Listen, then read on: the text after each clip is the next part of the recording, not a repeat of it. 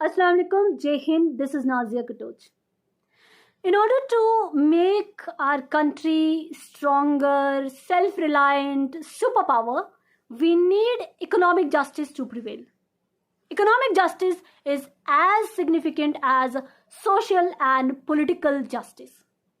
Without guaranteeing economic justice to all, we cannot ensure political and social justice. Economic justice, in simple words, means employment for all. And we all know that we are miles away in achieving this particular goal. हमारे देश, हमारा भारत आज बेरोजगारी से जूझ रहा है. We are facing tremendous unemployment. What are the reasons कि आज हमारे देश में अनएम्प्लॉयमेंट क्राइसिस इतनी ज़्यादा एग्जैसिबेट हो चुका है? कुछ लोग क्लेम करते हैं कि हमारे देश की बेरोजगारी की सबसे बड़ी वजह हमारे देश की पॉपुलेशन है, यानी हमारे देश की जनसंख्या. जबकि सच ये है कि despite being the most populated country, we are enjoying demographic dividend. यानी हमारे देश में, हमारे देश की पॉपुलेशन में, our country consists of 65% of youth. यानी 65% हमारे देश की पॉपुलेशन में युवा हैं. That means हमारे देश की पॉपुलेशन प्रॉब्लम नहीं, पोटेंशियल में कन्वर्ट की जा सकती है. सही नीतियों का, सही जो पॉलिसीज अगर फ्रेम की जाए तो अनएम्प्लॉयमेंट क्राइसिस को काउंटर किया जा सकता है. वी ऑल नो कि हमारे देश में जो इकोनॉमिक पॉलिसीज़ हैं वो ऐसी होनी चाहिए जो कि हमारे देश की टोपोग्राफी को मद्देनज़र रख के बनाई जाए.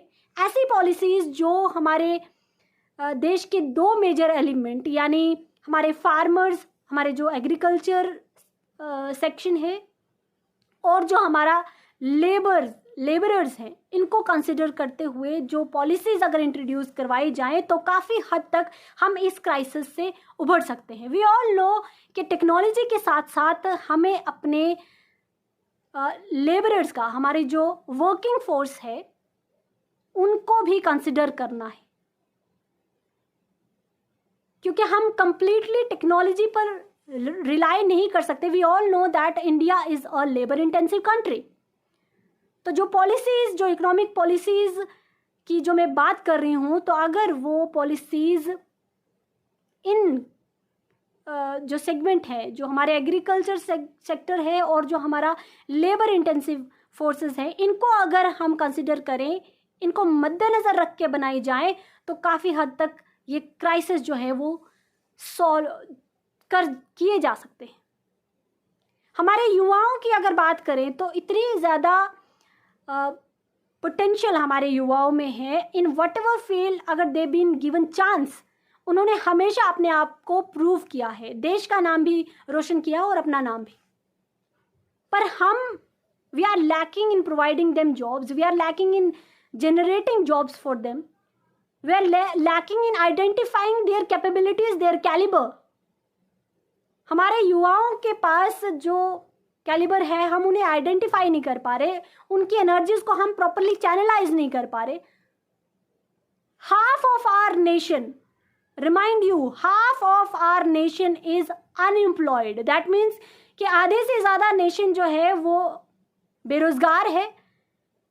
It is not contributing in nation building, in the progress of nation building. वो कंट्रीब्यूट नहीं कर पा रहे हैं बिकॉज वो बेरोजगार हैं. जब तक हम उन्हें एम्प्लॉयमेंट प्रोवाइड नहीं कर पाते, जब तक हमारी गवर्नमेंट आधे से ज़्यादा कंट्री को एम्प्लॉयमेंट प्रोवाइड नहीं कर पाती, तब तक हम अपने नेशन की बिल्डिंग में कंट्रीब्यूट नहीं कर पाएंगे. तो ये सब चीज़ें कंसिडर करना ज़रूरी है. और एक बात यहाँ पे ऐड करना चाहूँगी कि जो हमारी जो कंट्री है वो डेमोग्राफिक डिविडेंड एंजॉय करने के साथ साथ we are being blessed by the nature as well. बहुत कम ऐसी कंट्रीज होती हैं जिन्हें नेचर ने भी ब्लेस किया होता है. हमारे देश में कुदरत ने भी इतनी सारी चीज़ें हमें प्रोवाइड करके रखी हैं. We have all the resources available with us. the number of rivers we have, the mountain ranges, the extent of fertile land, the diversity of seasons, the intensity of monsoon, the richness of minerals. बहुत कम ऐसी countries हैं जिनके पास nature ने ये सब चीज़ें blessings के रूप में दी हों. ये सब भी हमारे पास है, फिर भी हम आज अनएम्प्लॉयमेंट क्राइसिस से जूझ रहे हैं. बिकॉज हमारे पास पॉलिसीज हमारे देश की टोपोग्राफी को कंसिडर करते हुए नहीं है. हिली रीजन में अलग टेक्नोलॉजी चाहिए, जो हमारे प्लेन्स हैं वहाँ अलग चाहिए, जो हमारे डेजर्ट एरियाज हैं वहाँ पे अलग टेक्नोलॉजीज चाहिए, उनके लोगों की रिक्वायरमेंट्स के अनुसार उनको जॉब्स चाहिए. कौन सी ऐसा एरिया है, कौन सी ऐसी प्लेसेस हैं हमारी कंट्री में जहाँ पर कौन सी चीज़ें as a agriculture purpose produce की जा सकती हैं, या वहाँ पे कौन सी ऐसी टेक्नोलॉजीज़ को, इंडस्ट्रीज़ को सेटअप किया जा सकता है जो वहाँ के एनवायरनमेंट के हिसाब से सूटेबल हो. तो ये सब चीज़ों को कंसिडर करते हुए अगर पॉलिसीज़ फ्रेम की जाए तो अनएम्प्लॉयमेंट क्राइसिस को काउंटर किया जा सकता है. इसीलिए नेशनल एम्प्लॉयमेंट पॉलिसी का होना बहुत ज़्यादा ज़रूरी है. नेशनल एम्प्लॉयमेंट पॉलिसी का इफेक्टिवली इम्प्लीमेंट किया जाना बहुत ज़्यादा ज़रूरी है.